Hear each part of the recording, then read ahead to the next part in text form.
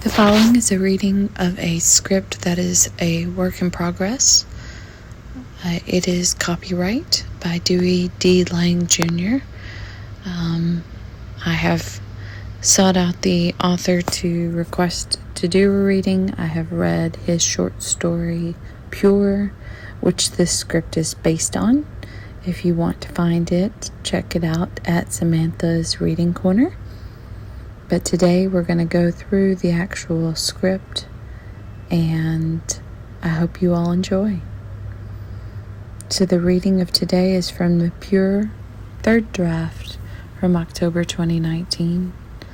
Logline, A Tale of the Supernatural Forces of Human Emotion and Mental Illness. Screenplay adaptation by Alyssa Eshelman, based on the original short story, Pure, by Dewey D. Lang Jr. We find the opening scene at a beach during the daytime. The beach is nearly empty, with sparse groups and individuals going about their day.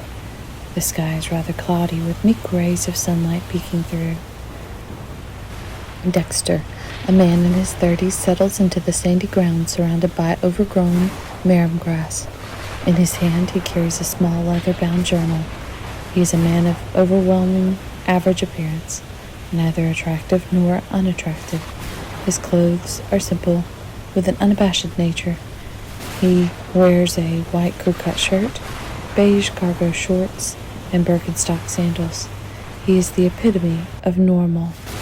As he slumps into the ground, his sandaled feet slide through the sand, capturing it between his toes.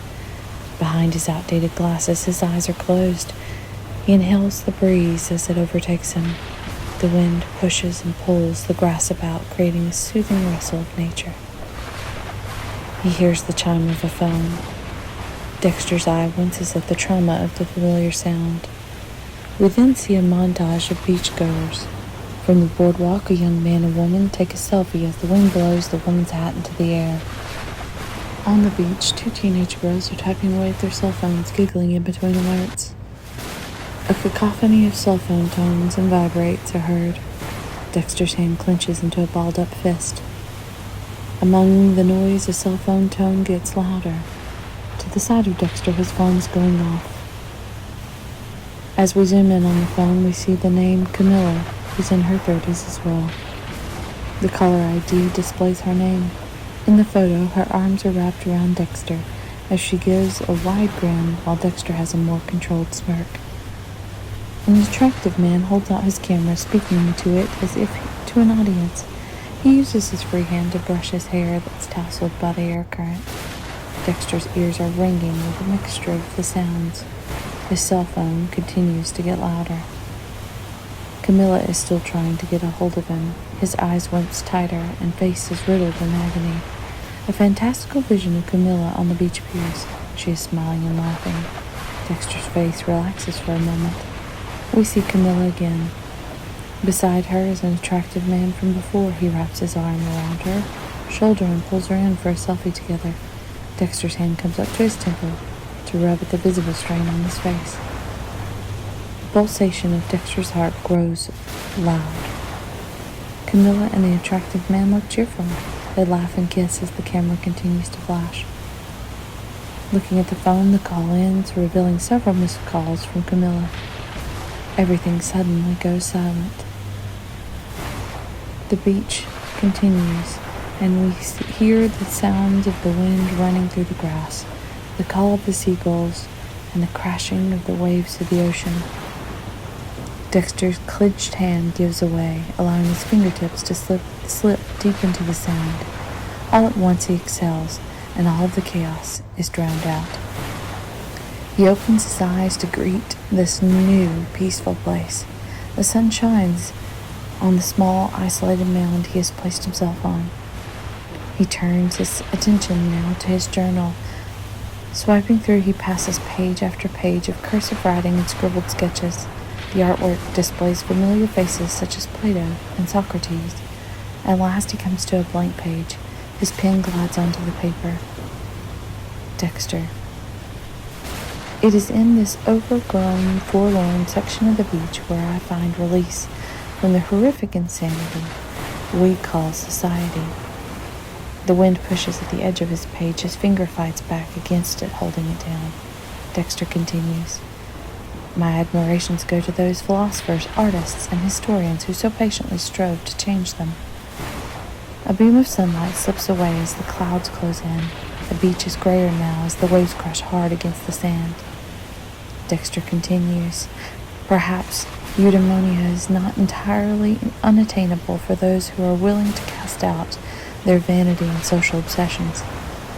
Dexter is scribbling away into the notebook. In the distance, a group of beachgoers packs up their belongings, preparing to leave as the growing wind blows various items about. Dexter continues. I like to think of myself as a philosopher of modern times. A voice. Snarky. Philosopher. Dexter shakes off the voice in his head, brushing a bead of sweat from his forehead. He continues. Immersed in the splendor of appreciation for nature, beauty, the written word.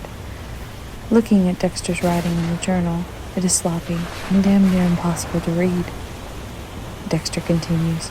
Words that are written eloquently, although not entirely legible. The voice says, Oh, how the mighty have fallen. Dexter scoffs at himself. In the distance we hear cries of thunder. He's startled by the sound, now conscious of the changing surroundings. He looks forward-facing at an incoming storm. Dexter. Unfortunate. To me, this has been a place of pristine solitude. His gaze is piercing through the storm as his hand continues to move his pen. Somewhere, where the constant march of technological death finally loosens its grip on my soul. The voice. Is this that sting you feel? Funny, this piercing sensation seems to me like something else. He glances up at the slow, encroaching clouds. Strange though, as I gaze over the ocean swells, my soul and mind are touching something. Dexter's pen comes to an abrupt stop. He rises to his feet. All the while, his eyes are caught by the storm in the distance. Together, Dexter and the voice say, something deep. There is a pause, and the speed at which the storm moves has increased. Dexter's hand is rested to his side, holding the notebook. The open page flutters in his hand. The scribblings from before are gone. The page seen has one large, dark mesocyclone at the heart of it. Its sinister spirals fill the page. Dexter continues. Within that murky, distant darkness, he squints his eyes, focused on the storm that moves just on top of the ocean's horizon. Dexter, I've seen many a dark and distant storm. Somehow this... As he turns his back to leave, the wind grows loud and violent. The voice rings inside his ear. The voice. This is death. Dexter's posture stiffens. The hairs on his arm stands up. Dexter states, this is something entirely sinister. He's choked on his breath, frozen. The nape of his neck is riddled with goosebumps. Clenching his fist, he musters the strength to turn his attention back toward the storm. A peculiar shadow shifts behind the clouds of gray. The form is both massive in size, but faint enough that the nature of its shape is vague. Dexter. Oh, God. The storm is continuous. With rapid speed, the gap between Dexter and the storm disappears. His very being is shifted from solid ground, now floating in the eye of the storm. His eyes are wide. Dexter. Delusion. This can't be real. The clouds swirl around him in a constantly shifting state. Small spurts of lightning flicker around him. His eyes are caught, looking up to something ferocious and unseen. Dexter. Fuck. The beach. The journal falls to the ground. Dexter stands in the sand, gaping, desperate for air.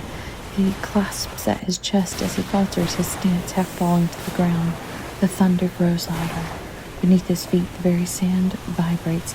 The pages of the journal shift about. With violent panic, Dexter cries out, screaming incoherently. His body trembles as he attempts to run. He falls. His feet are sinking to the sand. Desperate, he turns back to the world beyond the beach, reaching out his hand, hoping anyone will find him, will grab his hand and save him. His cry is drowned out by the monstrous thunder. The pages of the journal flip violently, one after another, landing on the drawing from before. A loud thunder crack is heard. Lightning strikes beside him, sand and debris fly into the air and catches his eye. Tears well up. He mouths "no" over and over and over again as a flurry of lightning strikes all about, surrounding him. The page of the journal turns to nothing, a blank page. The storm swirls in around him. He's overtaken by the swarm of dark clouds until nothing is left but darkness. End title. Credits.